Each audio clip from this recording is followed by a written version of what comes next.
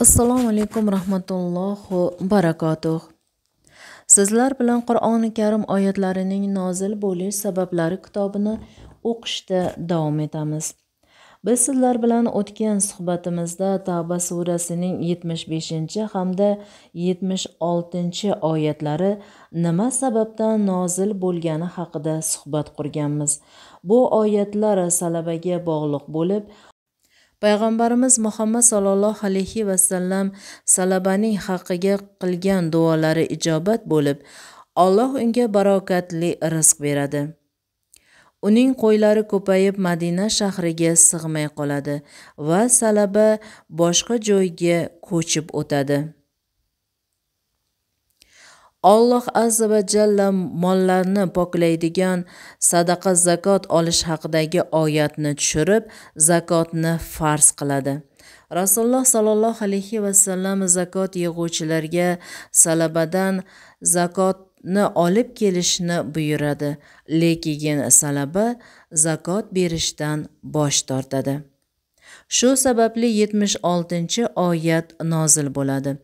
Bugun Tavba surasining 77-oyati haqida suhbat quramiz. Tavba surasining 77-oyati. Bismillahirrohmanirrohim. Bas, sadoqatlar berurmiz deb Allohga bergan va'dalariga xilof qilganlari va iymon keltirganmiz deb yolg'on gapiruvchi bo'lganlari sababli Alloh ularga o'ziga ro'bara bo'ladigan kungacha dillarida nifoq bo'lishini oqibat qilib qo'ydi. Rasululloh sallallohu alayhi va sallamning huzurlarida salabaning qarindoshi bor edi. Bu oyatni eshitgach, salabaning oldiga borib, senga voy bo'lsin, Alloh sen haqingda ushbu oyatni nozil qildi dedi. Buni eshitib, salaba Rasululloh sallallohu alayhi va sallamning oldilariga borib, zakotni qabul qilishni so'radi. Shunda u zot, Alloh sendan zakot olishni man qildi dedilar. Buni eshitib, u boshidan tuproq socha boshladi. Keyin Rasululloh sallallohu alayhi va sallam, bu o'zingni amalingdir. Men senga buyurgan edim, ammo sen itoat qilmading dedilar. Payg'ambarimiz Muhammad sallallohu alayhi va sallam undan biror narsa qabul qilmagach, qo'ylari oldiga qaytdi. Rasululloh sallallohu alayhi va sallam undan hech narsa qabul qilmay vafot etdilar. Keyin Abu Bakr Siddiq roziyallohu anhu xalifa bo'lganlarida salaba u kishining oldiga borib, men Rasululloh sallallohu alayhi va sallam huzurlaridagi va ansorlar ichidagi martabamni bilasiz. Mendan zakotimni qabul qiling dedi. Abu Bakr Rasululloh sallallohu alayhi va sallam qabul qilmagan narsani men qabul qilamanmi dedi. Abu Bakr ham uning zakotini qabul qilmasdan vafot etdi. Umar roziyallohu anhu xalifa bo'lgach, ey Amirul Mo'minin, zakotimni qabul qiling dedi. U kishi Rasululloh sallallohu alayhi va sallam ham, Abu Bakr ham qabul qilmadilar. Endi men qabul qilamanmi deb uning zakotini olishdan bosh tortdi. So'ng Usmon roziyallohu anhu xalifa bo'ldi. Salaba u kishidan ham zakotni qabul qilishini so'radi. Shunda Hazrati Usmon Rasululloh sallallohu alayhi va sallam, Abu Bakr va Umar qabul qilmagan narsani men qabul qilamanmi dedi. Salaba Usmon roziyallohu anhu xalifalik vaqtida vafot etdi. Alloh o'z yo'lida hammamizni hidoyat qilsin. Zakotlarimizni hamda yaxshi amallarimizni qilishga shoshilaylik. Tinch va osoyishta mamlakatda yashar ekanmiz. Biz uchun barcha sharoitlar yaratilgan ekan, yaxshilik qilishga shoshilaylik. O'zi bugungi mavzuyimiz hurmatli jamoat, asbab su'ul xotima. Yomon xotimaning sabablari degan masala. Hozir muqaddima qildik Ramazon haqida. Yomon xotimaning sabablari. Xotima ikki xil bo'ladi. Hammamizga mashhur va ma'lum bo'lgan hadis. Payg'ambarimiz sollallohu alayhi vasallam aytiblarki, innamal a'mal bin niyyat. Ikkinchisi innamal a'mal bil xavotim. Mana shu ikkala hadisni bir-biriga bog'lash kerak. Innamal a'mal binniyat degani qaysi insonning niyati to'g'ri bo'lsa, xolis bo'lsa, innamal a'mal bil xavotim, buni amallarni xotimasini ko'rasiz degan. Insonni hayotda to'g'rilaydigan va to'g'rilashligida eng qiylanadigan narsasi qalbi bo'ladi. Odam ko'zini to'g'rilashi mumkin, oyog'ini to'g'rilashi mumkin, uyini, joyini, mashinasini, bir nimasini to'g'rilashi mumkin, qalbini to'g'rilay olmaydi. Shuning uchun niyatni ulamolarimiz an-niyatu mahalluhal qalb deydi. Niyatni o'rni qayerda desa, niyatni o'rni qalbda bo'ladi. Mana qaysi insonda innamal amal bin niyat amallari yaxshi bo'ladigan bo'lsa, innamal amal bil xavotim, o'sha insonning xotimasi go'zal bo'ladi deyapti. Hammamiz ham xotima kutyapti. Har birimizni xotima kutyapti. Qachon bo'ladi, uni bilmaymiz. Lekin qanday bo'ladi, shunga harakat qilsak bo'ladi. Qachon bo'lishligi bizning qo'limizda emas bo'lgan narsa.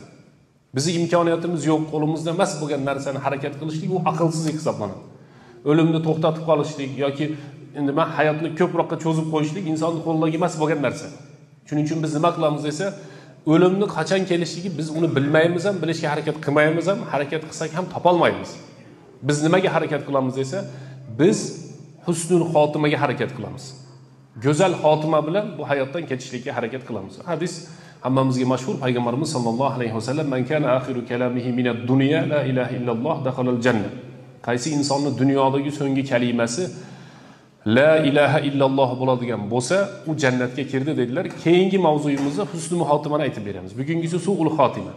Yomon xotima, yomon o'lim topishlik, xunuk ketishlik. Sabablari nima? Birinchisi su'ul xotimatil inson inna li su'il xotimatil insani asbaban. Insonni dunyodan o'zidan o'ziga yomon xotima topib qolmaydi. Buni albatta nimalari bor deyapti? Sabablari bor.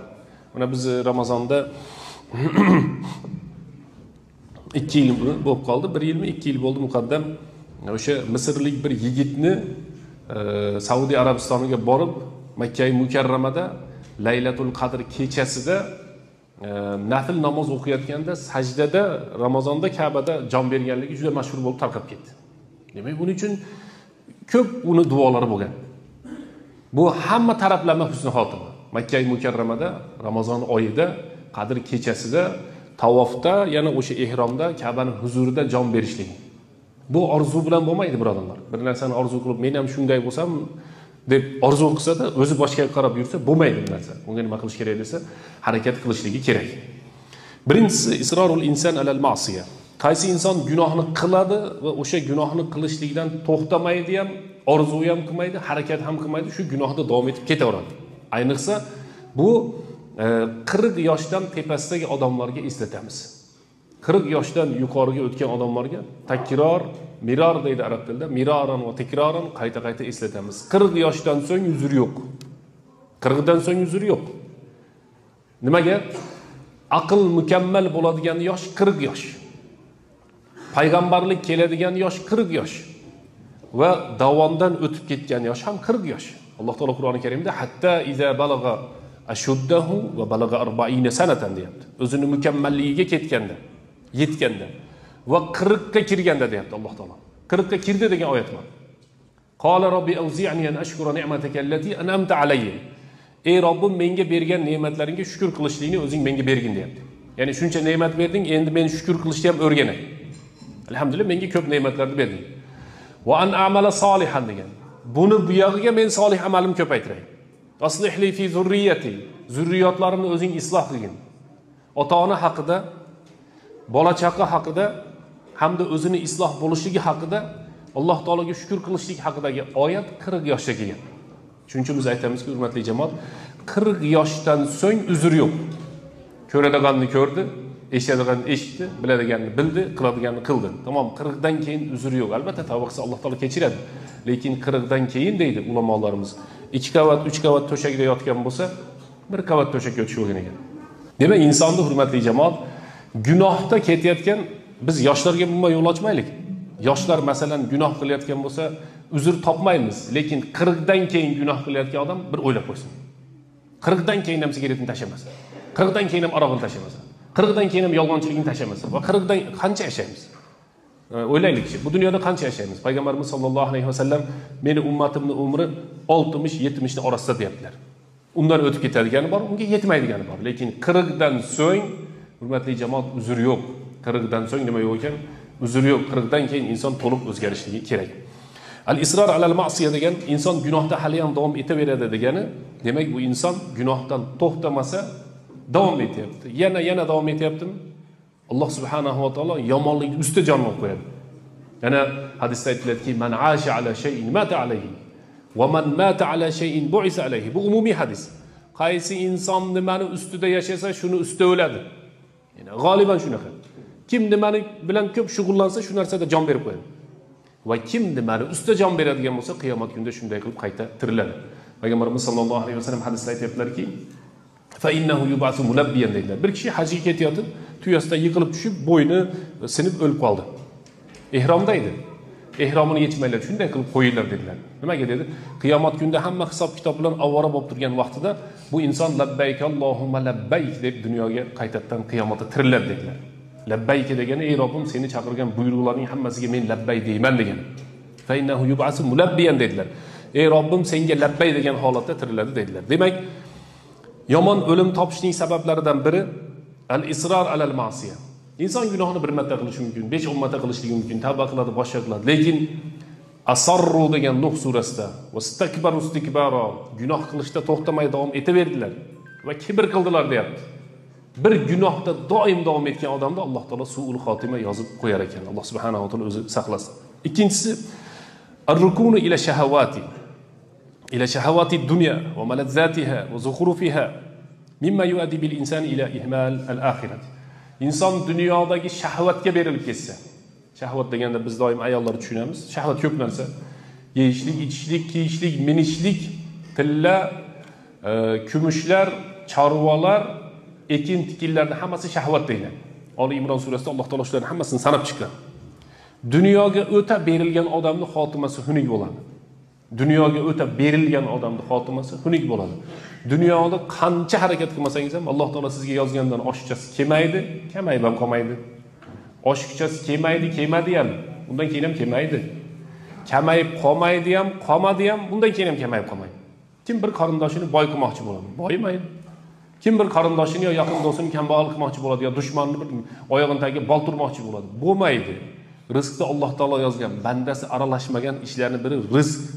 Ko'paymaydi ham, ozaymaydi ham. Harakat majbur. Har bir inson harakat qilishlik kerak. Lekin shu dunyoda yaxshi yashayman degan maqsadda o'layotgan bo'lsa, u odamning xotimasi xunuk tugaydi. Shu dunyoda odamlar ishda zo'r bo'lib yashaydi. Eng aldilardan biri men bo'lay desa, shuni Alloh taolo xotimasini nima qilar ekan? Xunuk qilar ekan. Puling, boyliging, nima deydi biz eskilarimiz so'zi bor. Boylik qalbingda bo'lmasin deydi. Qo'lingda bo'lsin. Boylikka sen qul bo'lma. Boylik senga qul bo'lsin deydi. Demak, birinchisi bir gunohga ilashib, shunga ergashib, doim bajarib va isror degani shuni to'xtamay qilib yurgan odamni xotimasi xunuk bo'ladi. Ikkinchisi dunyo shahvatlariga berilib ketgan insonning xotimasi xunuk bo'ladi. Uchinchisi mutakabbir inson deyapti. Isabatu qalbil inson bil kibri val hasad val hiqd. Hech ko'rinmaydigan odamlar bor. Mutakabbir odamlar. Kibr hammamizda ham bor, Alloh taolo saqlasin. Chunki hadisda misqol zarrasicha kibr bo'lsa, juda qo'rqinchli hadisda. Qalbida misqol zarrasicha kibr bo'ladigan bo'lsa, nima deyapti? Jannatga kirmaydi. Agar biz o'zimizni kibrimizni bir umr to'g'rilasak, vaqt ketadi-da. Misqol zarrasi degani, misqol zarrasini ko'z bilan ko'rishlik mumkin emas ekan. Hadisda payg'ambarimiz sollallohu alayhi vasallam aytayaptilarki, qaysi insonning qalbida misqol zarrasichalik kibr bo'ladigan bo'lsa, Alloh taolo uni jannatga kirgizmaydi deyapti. Endi bu hammamizga tegishli so'z bo'lib qoladi. Demak, inson xotimasi xunuk bo'lishligi mutakabbir. Bularning kattasi Fir'avn. Hozir oyatlarda o'qidim. Qora akamiz Fir'avn haqidagi bo'lgan qissalarni, sehrgarlar bilan bo'lgan qissalarni o'qidiki, Fir'avn men zo'rman, men kuchliman deb, oxiri men mutakabbirman deb, men xudoman deb o'rgan. Qala ana robbukumul a'la. Eng oliy Robbilaring menman degan. Demak, hurmatli jamoat, masalani men boshida aytib o'tdim. Insonni bu dunyodagi eng to'g'rilash kerak bo'lgan narsalardan biri qalb. Kibr qayerda bo'ladi desa, qalbda bo'ladi. Ana kibrda bir nozik nuqtasi bor. Ba'zi bir insonlar juda o'zini kamtar oladi. O'shalar eng mutakabbir odamlar. Ba'zi bir insonlar juda o'zini kamtar oladi. Shular eng mutakabbir odamlar. Ma'nosi nima desa, meni odamlar mutakabbir demasin deb odamlar uchun o'zini past sanayotgan odam mutakabbir hisoblanadi shariatda. Kibr boshqa narsa birodarlar. O'zi mensimaydi hech kim. Ha, yaxshi siz tuzimiz deb turadi ham boshda sekin. Bu mutakabbir. O'sha ayni mutakabbir. Tarixda bir olim odam aytadiki, nima deydi? Bizda ham maqol bor. Oshiqcha kamtarlik, manmanlik deydi. Shunaqami? Shunday maqol bor, kamtar oshiqcha kamtarlik. Kibr degani birodarlar, haqni tanamaslik. Boshqalarni mensimaslik. Shuning uchun mana unday nozik joydan ehtiyot bo'laylik. Riyo degan nima desa, el ko'rsin. Shuni misolni qanday qiladi desa, shu joyga kelib hamma turibdi ekan, bir kishi ikkiga tahiyatul masjid namozini o'qimoqchi. Odamlar namoz o'qiydigan deb aytmasin deb o'tirib olsa kibr bo'ladi. Qarang, ana riyo bo'ladi. Bu ham teskarida. Odamlar maqtaydimi, yomonlaydimi, to'g'ri ketishlik shu riyo emas. Odamlar maqtaydimi, yomonlaydimi, o'zini holatida yashashlik shu kibr emas. Men to'g'rimda yomon o'ylab qolmasam, assalomu alaykum, yaxshi o'zingiz o'zi qanday deb yoki bitta ham odam ko'rib qolsa, boshqasiga yaxshi muomala qilayotgan inson shu mutakabbir. Shuni yaxshi bila olaylik jamoat. Odamlar uchun qilmaydi narsa. Alloh subhanahu va taoloning roziligi uchun nima qilinadi ekan. Demak, kibrli uchinchisi aytayaptiki, husni xotimadan mahrum bo'ladi. Go'zal o'limdan quruq qoladi. Qaysi inson mutakabbir bo'lsa deyapti. Alloh taolo kibrdan saqlasin. Payg'ambarimiz sollallohu alayhi vasallam hadisda aytibdilarki, Alloh taolo hadis qudsiyda aytdi. Al-kibriya uridai, kibr meni ridoyim, ustiga kiyiladigan rido deyiladi. Kim meni kiyimimni talashsa, men uni azoblab qo'yaman dedi Alloh taolo. Demak, undan keyingisi o'sha kibr bilan yoki hasad bilan, hasadgo'y haqida mashhur masala bor. Hasadgo'yda uyqu bo'lmaydi. Hasadgo'yda uyqu bo'lmaydi. Alloh taolo o'zi saqlasin. Keyingisi at-tamassuk bil bid'ah dedi. Bid'atchining xotimasi juda xunuk bo'ladi. Alhamdulillah bizda, ayni bizning yurtlarimizda bid'at degan narsa, shirkiy bid'atlar kam. Buni eslaydi, mana kattalarimiz kurortga borsa, daraxtlarga iplar baylangan, Arslonbobga borsa, toshlardan bir narsalar so'ralgan, yana bir joyga borsa, xotin so'ragan, bola so'ragan, boshqa. Alhamdulillah hozir bu narsalar yo'q. Biz bid'atdan sunnatga qaytdik. Lekin bid'atda yurgan odam xotimasi xunuk. Nimaga? O'layotgan shu daraxtni eslaydi-da, shu kurortdagi daraxt meni saqlab qolsa bo'lardi deydi. Uni matapilani olib borib bitta aralasang, yo'qib ketadi, sumalak qilsang yonib ketadi. Bu daraxt vala yanfa vala yadur. Hech qanday foyda zarar bermaydi bizga. Lekin bid'atchi inson nima qiladi ekan? Hayotda ketayotgan vaqtda su'ul xotima bilan ketishligi mumkin. Bu yerda mana kitobda men ko'p narsalar o'qib beraman dedim, lekin vaqtimiz qisqa ekan, mayli. Juda ham ko'p qissalar keltirilgan. Ulamolar aytadi, limonni olib turib deydi, yaxshilab siqsa, limonni ichidan hech qachon pulpunoymidi, nima bananmidi, olmamidi so'q chiqmaydi. Limon chiqadi. Yana boshqa nimani olib siqadigan bo'lsa, o'shining ichidan o'zi chiqadi. Pomidorni olsa, pomidor chiqadi. Badringni olsa, badring chiqadi. Musulmon odam siqilsa, undan iymon chiqadi. Mo'min odam siqilsa, undan din, diyonat, e'tiqod, ibodat chiqadi. Lekin yasama bo'lsa, yolg'onchi bo'ladigan bo'lsa, nimaga siqilsa deymiz? O'layotganda qiyinchilik bo'ladi. Sakaratul maut deydi. O'limning achchiq sharbati, o'limning masligi bo'ladi. O'sha paytda insonda haqiqat chiqadi. Ana shuning uchun dunyoda inson qanday yashagan bo'lsa, chiroyli, go'zal yashagan bo'lsa, o'layotgan paytda iymon bilan chiqar ekan. Lekin dunyoda hammani hayotiga aralashib, kibr qilib, hasad qilib, gunohni tashlamasdan yoki boshqa ishlardan ovora bo'lib turib, siqilgan vaqt keladigan bo'lsa, o'sha paytda nima chiqadi? Aytadigan narsasi chiqmaydi. Hali Toshkentdagi sotgan odamga o'xshab, somson narxini aytadi. Yoki umr bo'yi nima bilan shug'ullangan bo'lsa, mana shu narsani aytib qo'yishlik mumkin ekan. Birodarlar, xotima o'ta muhim narsa. Insonning xotimasi o'ta ham muhim narsa. Husnul xotima haqida mana Madinada o'tirganimizda bir toshkentlik bola bilan gaplashib qoldim, o'tirib, inshaalloh buni husnul xotima degan mavzuyimizda aytib beramiz. Shunday bir go'zal xotimasi, otasi chiroyli xotima topganligi haqida voqea aytib berdi. Alloh subhanahu va taolodan hammamiz husnul xotima so'raylik. Ikkinchi, jamoatga eslatadigan narsamiz, alhamdulillah jamoatimiz ko'p ekan, yaxshi ekan, lekin hurmatli jamoat, shu mana hozir qora akalarimizga ham aytamiz, rukularni sal sekinlashtirib berishsa, sal ko'p emas, 3 marta yo 5 marta aytadigan qilib, eng ozi 3 marta bo'lish kerak. Subhan robbiyal azim, subhan robbiyal ala. Keyin bu ibodatda shoshilmaylik birodarlar. Sekin ibodat qilaylik. 30 ta bo'lsa, 10 tasi ketib qolibdi. Yana 20 tasi ham bir pasda ketib qoladi. Alloh taoloning huzurida hech narsa bilan maqtan olmaymiz. Yo uy-joy plonchi, faqat ibodat bilan taniydi Alloh taolo bandasini yoki gunoh bilan taniydi. Shuning uchun ibodatda shoshilmaylik va ibodatda halovat topaylik. Makka da 10 rakat o'qiyapti, Madinada ham 2,5 soat o'qiyapti. Bizda hozir shu o'qishimiz bo'lsa 2 soatga bormaymiz-da. Shuning uchun ibodatda shoshilmaylik. Hadisda ibodat mashaqqat bilan savob ko'payadi deyilgan. Ozgina mashaqqat bo'layotgan bo'lsa, xursand bo'laring. Roza tutayotganingizda ham ozgina mashaqqat bo'lsa, xursand bo'laring. Ishlayotganimizda kechga mashaqqat bo'lsa ham indamayapmiz. 4 oy ishlab, xazayindan pul ololmay qaytib kelganlar ham o'shuncha indamaydi. 30 kun damalib roza tutgan qiynaladi. 2 soat qarab o'qiganda ezilib qolishi mumkin. Kechga biton qo'yib bor, ketib berdim, pul bermayman deb indamay kelaveramiz. Shuning uchun ibodatimizni ehtisob qilaylik. Qiynalyapman, savob bo'ladi. Shu yerda turibman, savob bo'ladi degan narsani qilaylik. Alloh subhanahu va taolo hammalarimizga o'zi husnul xotima bersin. Qora akalarimizga ham Alloh taolo umriga rizqiga barakatlar bersin. Elliga, yurtga, mamlakatga Alloh taolo tinchligini, omonligini, xotirjamchiligini bersin. Boshchilarimizga Alloh taolo tavfiq va to'g'ri yo'llar adashtirmasin. Kasallarga Alloh taolo shifo bersin. Ramazon oyidan chiqqanda